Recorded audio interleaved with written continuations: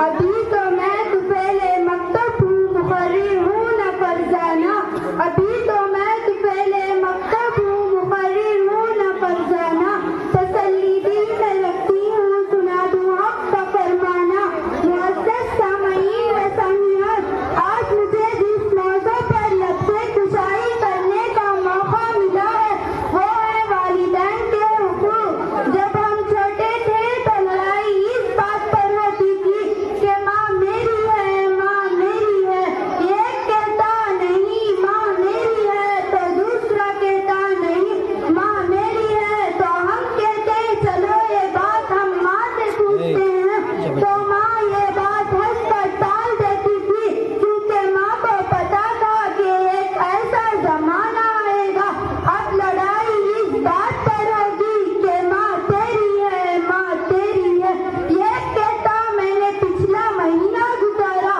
تو دوسرا کہتا مجھے پتا ہے میرے بیٹے کی نیند کس طرح خراب ہو جاتی ہے ماں کی کھانسی سے آج وہی ماں بوجھ بنی ہوئی ہے جس کے قدموں تلے اللہ کی جنت جڑی ہوئی ہے معزز سامعین و سامعات آج ہمارے یہاں بھی اولاد بن رہے ہیں جب ماں باپ بوڑھے ہو جائیں تو انہیں اولاد میں چھوڑ دیا جاتا ہے ایک نوجوان شخص کا واقعہ ہے جس نے اپنی ماں کو اولاد میں چھوڑ آیا اور ساتھ ہی ساتھ اولاد والے کو نمبر بھی دیا اور کہا اگر ماں مرنے کے قریب آ جائے تو فون کر دینا آخر وہ دن قریب آیا اور اولڈ ہاؤس والے نے فون کیا اور کہا تیری ماں مرنے کے قریب ہے ملاقات کرنی ہے تو آ جاؤ تو وہ شخص آتا اور کہتا ماں تیری کوئی خواہش ہو تو مجھے ضرور بتانا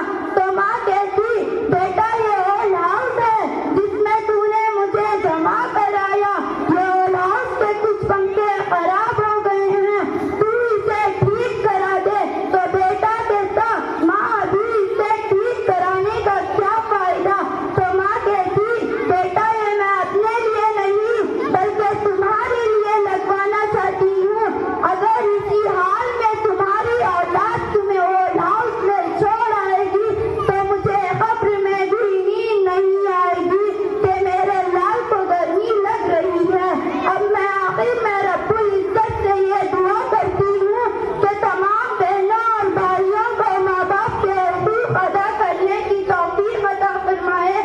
وما علینا الا البلاغ السلام علیکم ورحمۃ اللہ وبرکاتہ ماشاء اللہ محترم حضرات